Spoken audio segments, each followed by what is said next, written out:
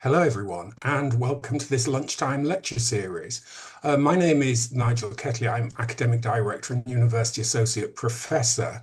And what I'd like to do for this session is talk to you about social class and life chances. In particular, what should and can be done to tackle inequality. My research background is really as an educational researcher specializing in social inequality.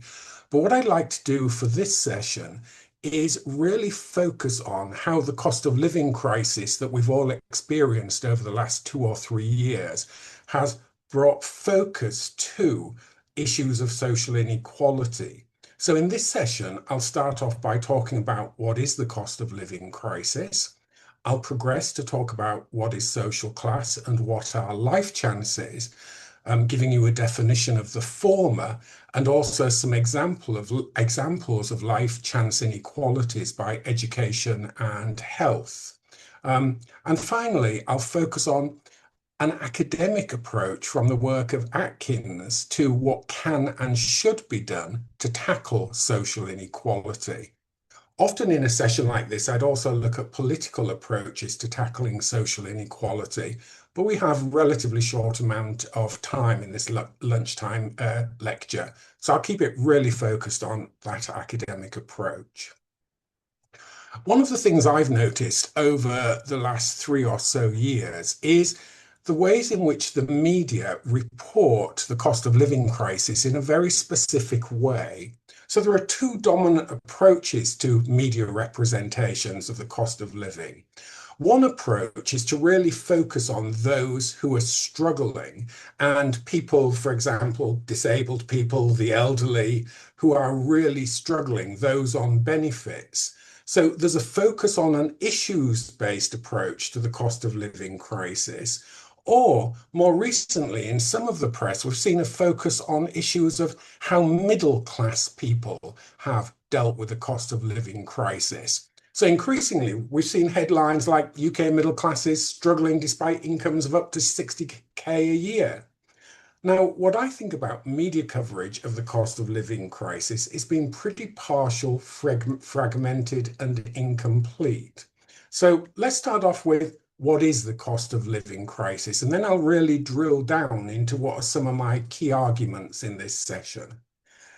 I think many of the texts that I've read, certainly scholarly texts, but also media accounts and government accounts, tend to assume that we all know what the cost of living crisis is. They don't really define it and don't define it particularly well. So here I've selected a really good definition of the cost of living crisis from the work of Roberts. And forgive me, I'll just go through this because it really unpacks a lot of important information.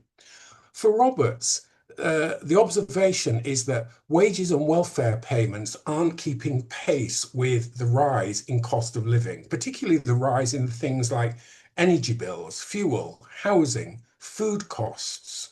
But Roberts also drills down into the fact that the cost of living crisis isn't only an individual thing, it's also faced by businesses and public service providers. So it's not just the money that individual households have to cope that is under stress. It is also the budgets of businesses, welfare state services like the NHS. These public services and business budgets are really squeezed, which is adding pressure to people's standard of living. For example, businesses reducing people's hours at work or laying people off, NHS not being able to provide as much service for the amount of money they have. So disposable incomes and budgets are falling, and that has put increased stress and pressure on people in terms, for example, of their mental health. And this process has been ongoing since the mid of 2021. Some of my ideas related to the cost of living crisis are essentially the things I've been reading over the last 3 years or so, I think present a fragmented, partial account. For example, as I've said in the media, focusing on either the disadvantaged or the middle class. The cost of living crisis is rarely presented in the media or academia in terms of social class inequality. Clearly, those people from more disadvantaged social class backgrounds are going to be suffering more. Also, the cost of living crisis has been presented in a way which ignores intersectionality. And what I mean by that is the way in which some people occupy multiple positions of disadvantage in society. So we occupy class positions, we have a given ethnicity, gender, and these personal characteristics can intersect to make our life chances and our experiences of the cost of living crisis worse. I'll give you an example in a little moment. So we only have a partial understanding of the issue. Many of you will be aware, I'm sure, of inflation increasing over the cost of living crisis. So, for example, in December 2020, inflation stood at just over 0.5% and peaked in October 2022 at 11.1%. That was the peak of the cost of living crisis. And on this image, we can actually see the constituent elements of that. Food prices increasing, housing prices increasing, transport, and other costs like clothing. Quite clearly, the cost of living crisis, or at least the rate of inflation, has been brought under control to some extent, with it currently standing at 3.5%, but it's still substantially higher than the Bank of England's target. At the same time, the cost of living crisis has actually seen a reduction in weekly earnings for all sectors of the economy. This graph is actually reproduced from the work of Honoran, and Honoran actually gives us a really good image of the way that weekly earnings have fallen over the period 2000 to 2022. So if we look at December 2020, 21, 22, the last three portions of this graph, we can see for the whole economy, the dark blue line that's hiding quite nicely away there behind the orange line, real wages have fallen. And that's true for every sector, whether it is financial workers who are highly paid, their real income has fallen, or wholesale, retail, and hotel workers, where we see a decline in their wages too. So the cost of living crisis is manifold. It combines a reduction in real wages and an increase in prices at the same time. But when I said earlier, we experience the cost of living crisis in terms of the intersection of our personal characteristics. So taking the example of gender, and this is one that Honoran and many other people actually do discuss in the literature on the cost of living crisis, the crisis hasn't affected everyone equally. And it's argued by feminist economists and others that women have tended to bear the brunt of the cost of living crisis. And there are many reasons for this. The cost of living crisis is gendered because the decline in real wages has actually led to an increase in the unpaid work that some women, indeed many women, are doing. Your budget is falling, you actually have to struggle more with shopping, budgeting, childcare, housework, taking on more tasks yourself to save money. And women still do a disproportionate share of housework, 60%, and childcare, some estimates up to 80 or more percent.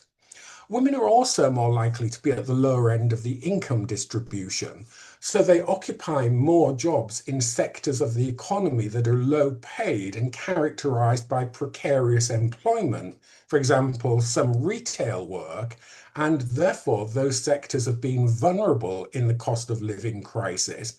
And women have been vulnerable to layoff, company closure, reduced income, etc.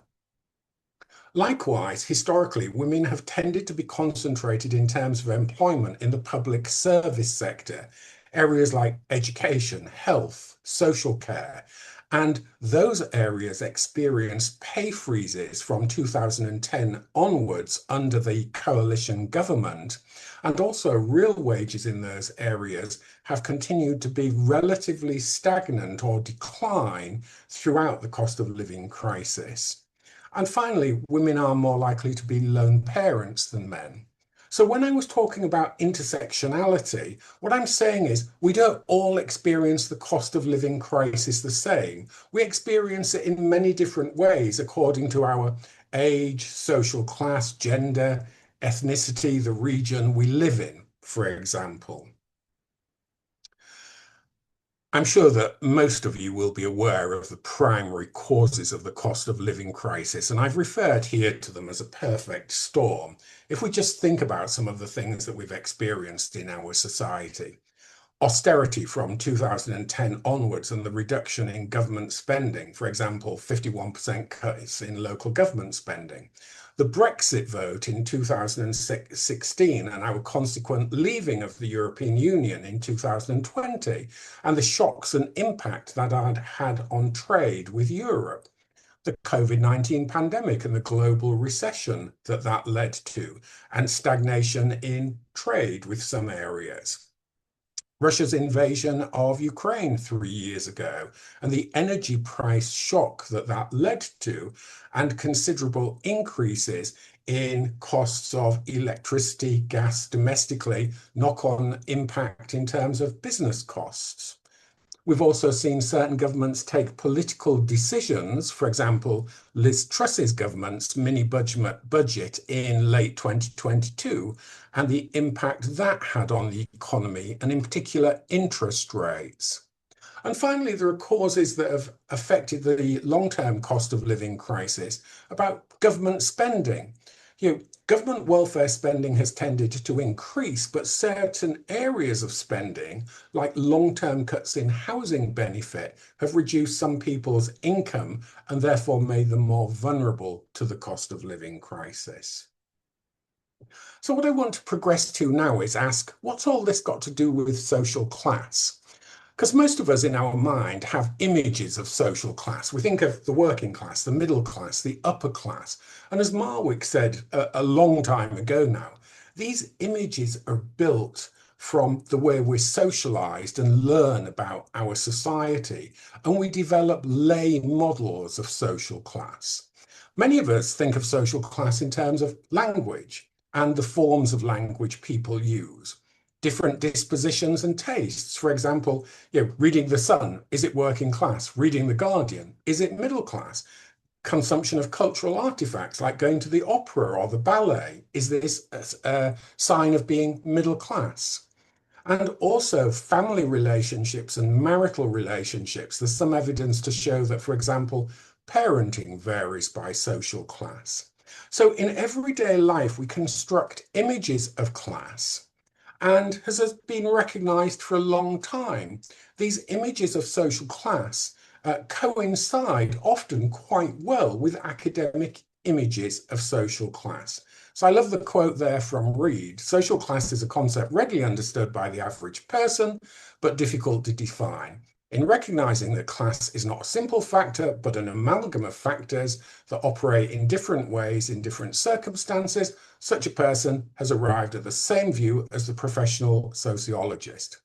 I think that's really very true.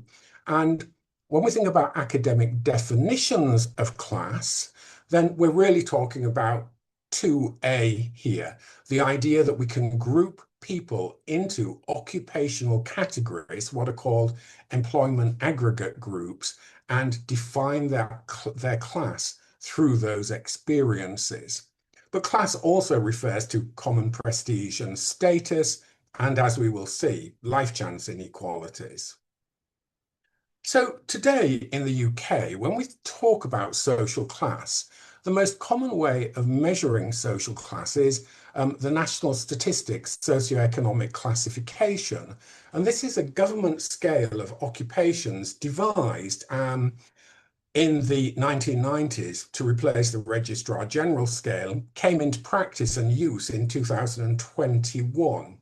So the scale the government use, which is well tested, is Class 1, higher managers; 2, low managers, administrative staff; 3, intermediate occupations. We might consider those class positions middle class; 4, small employers, lower supervisory; 5, 6, semi-routine; 7, routine. And we might consider those positions working class.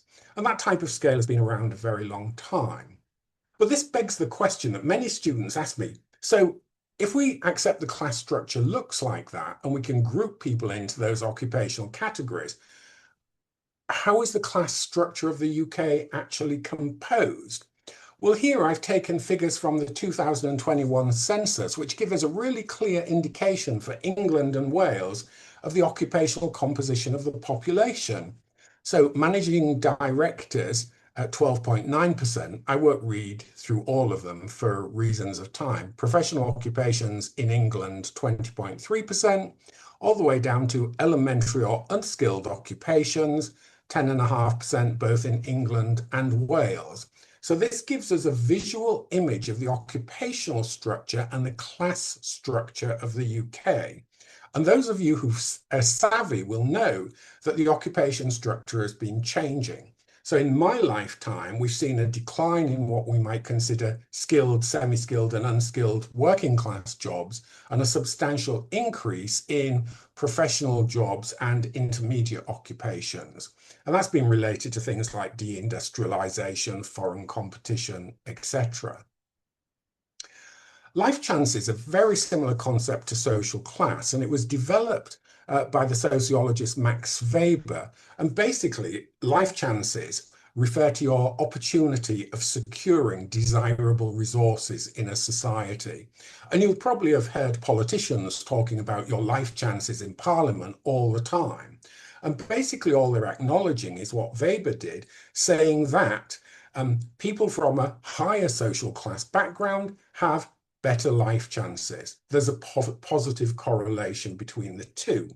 And to try and evidence this claim, so I'm not just making it up, I unsurprisingly decided to look at some of the statistical evidence. So if we look at things like A-level achievement, and this is one of my areas of research specialism, we can see that if we divide A-level students into those who are not disadvantaged, measured by not receiving free school meals, and those who are disadvantaged, receiving free school meals, and then we look at average A-level point score per A-level entry, we can see there's been a persistent gap in A-level achievement between those two groups of over 4% since 2019. Actually peaked in the pandemic at 5.09% and has just started to tail off. But it's still a relatively substantial gap when that relates to half of a grade E at A-level standard. Likewise, if we think about progression to university, this is actually measuring progression using a system called Polar, which looks at where you live and the socioeconomic characteristics of your postcode area. But if we look at progression rates for the most advantaged, over 60% go to university in 2022. For the most disadvantaged, that figure's closer to 30%, half as much. But the interesting thing here is the consistency of these lines over time, i.e. rates of progression to university haven't closed much. If that doesn't depress you, and I'm afraid it does me as an educational researcher, when we start to think about more substantial inequalities like how long we live, a very famous study conducted by Michael Marmot, the Marmot Review, which was updated in 2020, shows that since 2010, life expectancy in England has stalled. And this hasn't happened since 1900. And life expectancy follows the social gradient, meaning the more deprived area you live in, the worse your life expectancy is likely to be, and vice versa. So that amongst women in the most 10% of deprived areas, life expectancy actually fell between 2010 and 2016. And these trends are expected to continue as the cost of living crisis bites. So for both men and women, there have been large decreases for lower social class individuals or those occupying lower social positions. But the people who've experienced the best improvement in their longevity and health have been those living in the wealthiest areas of London. Again, we can actually see that this is mirrored in the pandemic. So here what I've done is take occupational class, so the class scale I referred to earlier, from managers to elementary occupations. These statistics are for men, and they show that basically the higher your social class in the pandemic, the lower the death rate from COVID-19. And those men working in caring, leisure, and service occupations and elementary occupations like bus driver, for example, or care worker, they were more likely to die of COVID.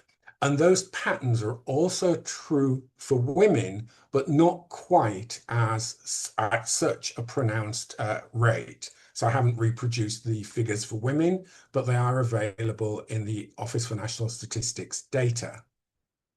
So to sum this all up in terms of the cost of living crisis and social class, what we've got to think about is the myriad ways in which, for example, our economic position interacts with our health. And I love this diagram taken from Roberts again. So if we think of in the center increases in the cost of living experienced by the individual, and again, I won't go through them all, but energy, as energy prices increase, that creates dilemmas like, do we eat or do we heat our houses, particularly amongst the elderly and those on benefits?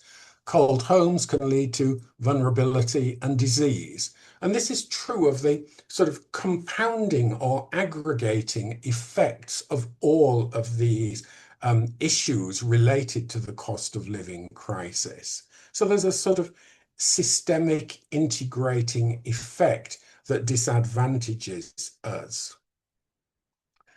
This leads me, I think, forward to the question, what can be done? If we accept that the cost of living crisis is with us and it is real, which I hope some of the evidence I have shown you does actually demonstrate, and that it affects different people in different ways, related not just to their gender or ethnicity, but the prime issue here for me is their social class, i.e. the occupation they do and the income they have either from work or, for example, from a pension or state benefits. We need to think about what can be done to tackle inequality. When I give the full version of this lecture, I actually go through 3 or 4 different governments' approaches to tackling inequality, but unfortunately I don't have time to go through Thatcher, New Labour, the coalition, the more recent Conservative governments here. So I'm just going to focus on the work of Atkinson, Inequality, What Can Be Done? And I think this is a really good book. It's a long read, but it's well worth it. And Atkinson is a political scientist, and the book suggests things that can be done to tackle inequality, both in the UK and the US. So when I look at some of these recommendations, we have to bear in mind some of them are more appropriate to the US than the UK context. So one of Atkinson's first recommendations is governments need to embrace technological change. We need to recognize we live in a changing world with the growth of AI, but we need to emphasize the service sector and the human element of service provision in order to maximize employment in the service sector. Likewise, he argues that we need more balance between stakeholders in the policy process or making process. So there needs to be much more focus, he argues, on the role of trade unions in developing policy to tackle inequality, and much more emphasis on redistribution of income and wealth.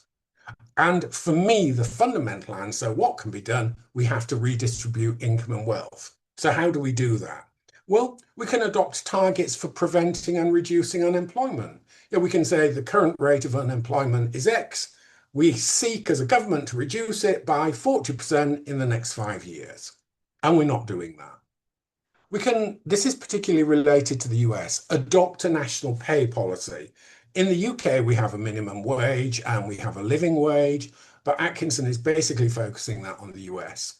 Adopt a more progressive rate of personal income tax. So he argues in the UK we should have a rate of income tax at 65% at the top band, not 45%. When I last taught this in person, somebody in the audience said, I remember in the 1960s, the top marginal rate of income tax in the UK was 95%. So he wasn't particularly alarmed by the 65%, but many people will be. Inherited wealth should be taxed more progressively. So, there should be a lifetime capital receipt tax, and, you pay more tax on money you inherit. Property-based taxes, and here in the UK, we're thinking about council tax, should be more progressive, and they should be based on up-to-date property values. Child benefit should be increased according to Atkinson, and there should be a removal of the two-child limit to the amount of benefit you can receive.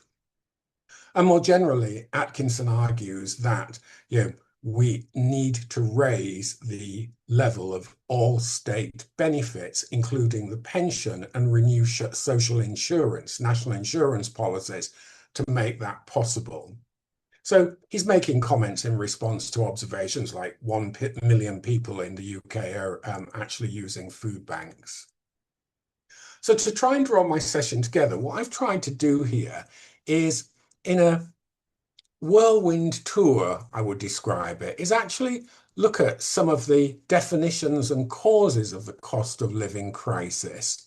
Try to introduce you to what is social class, how is it measured, what does it mean, and to try and place the cost of living crisis in the context of social class, because this is rarely ever done in current academic work. For me, the cost of living crisis is a class issue. It's about the distribution of income and wealth related to jobs or state redistribution through benefits, pensions, etc. And I've talked about life chance inequalities like education and health and how they're impacted by social class.